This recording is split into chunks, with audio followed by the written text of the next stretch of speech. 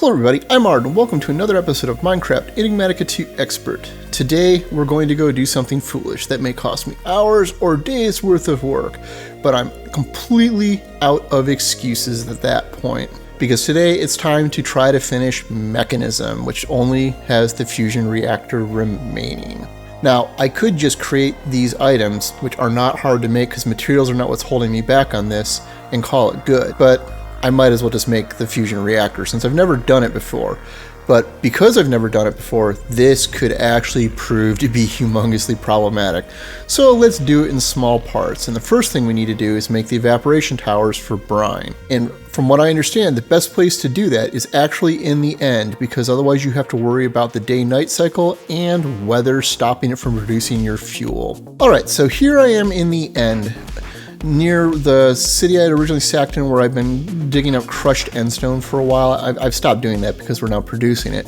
But this seems like as good a place as any because I can easily teleport to here since I already had a spot anyways. And it's nice and flat. So I'm going to start by making one of the towers, and they're pretty simple to make, but I don't know how this actually works, so we need to figure this out. I am kind of following a guide. I will link the guide in the description so that you guys can work this. It's not for the most efficient or effective version of this, but I need something to work with because I've never done this before. So I'm kind of shooting the dark. On the upside, unlike some of the other reactors, this one at least can't explode. Go away, Enderman. Just gotta attack me while I'm monologuing. Okay, so we need three things to make these. We need thermal evaporation blocks, which makes the bulk of the frame, some thermal evaporation valves, and a thermal evaporation controller. The valves and the controller can go pretty much anywhere in the structure. To make this, you just make a 4x4 base and then build a empty structure all the way up as high as you want it to be. In this case, we're going up to 18 high. Alright, so I've already had to make 2 trips back. I didn't bring enough evaporation blocks and I wanted a builder's wand. So, I did not plan this trip at all well, and this isn't going to be the last time.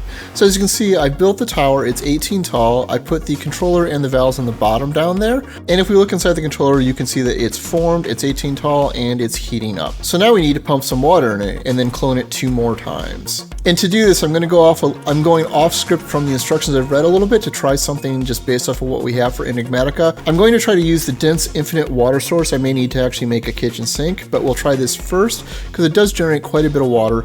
And then supposedly these fluid laser relays from Actually Additions transfer liquids extremely quickly, like possibly faster than anything else in here. So let's give this a try. Okay, it looks like they're connected now.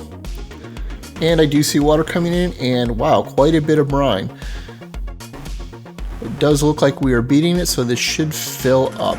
So I think this is producing it quickly enough. Now we need to do the same thing to remove the brine. Okay, so I had to move a few things around because I realized when I set this up, I had it set 1 back from here, so it was actually outside the chunk. So, that was not ideal. I had to reset this back up so things are moved around a little bit now, but it all works. I also had to specifically alter this laser relay using a compass to set it to only pull from the block, because when it was set to either, it wasn't pulling the brine out. I also set this one to only input to put in the drum. I don't know if that matters or not, but I also primed the drum by pulling a bucket of brine out from here. Alright, so that took a lot of trips back and forth. Even after making one of these, I still vastly underestimated how many evaporation blocks I needed, like in the hundreds.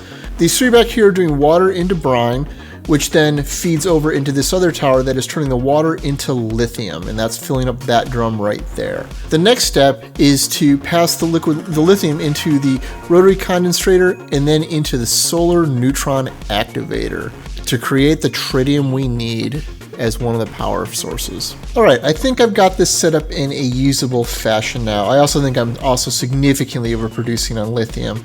That might be fine. We can always produce more fuel and up the power of the reactor. But for now, what this is doing is it's pumping it into this drum. The liquid lithium is going to the drum. It's going into the bottom condensator where it's being turned back into a gas. The gas is being pumped into the solar neutron activator, which is then turning it into tritium. And this is one of the fuel sources that we need to make the DT fuel. Because Tritium is a gas, however, we can't easily get it out of the end, so it's being passed directly into that top condensator, turn it back into a liquid, which we're then tossing into an ender tank back to a drum in our base, which is why the ender tank looks empty.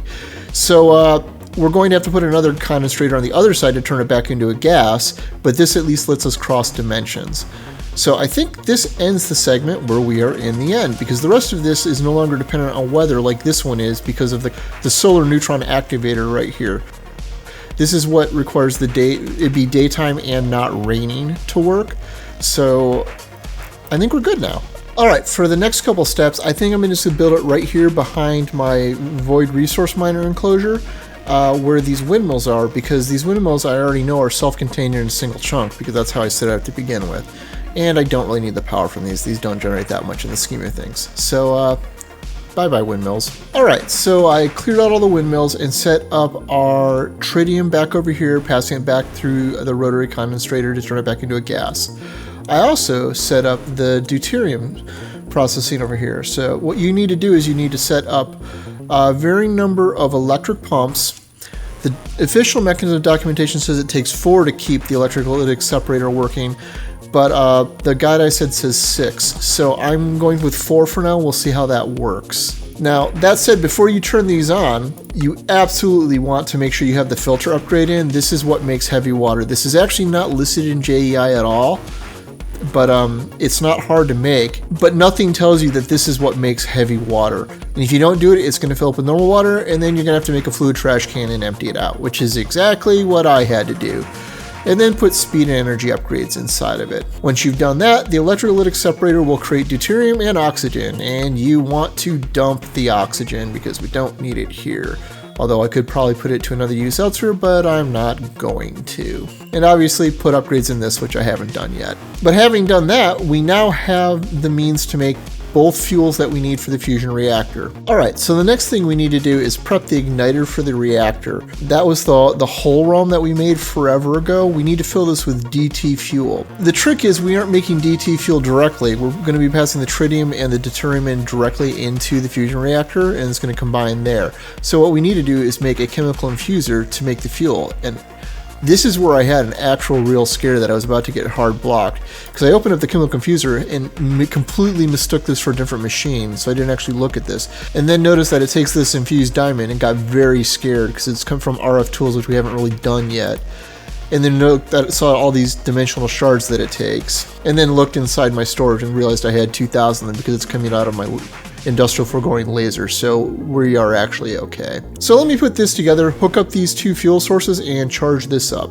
Alright, so I've got it hooked up, I've got both pipes feeding into it now, and I put the Hohlraum inside, and now it's just claiming it doesn't have enough gas stored. Maybe I've got it in the wrong spot. Aha, there we go, and all done. Well, at least we got all the fuel for the fusion reactor made. I'd hoped to actually make the actual fusion reactor this run, but I think we're at about time for today. If you found this interesting and entertaining, please consider liking or subscribing. As always, I'm Ard. Thank you for watching, and have a good day.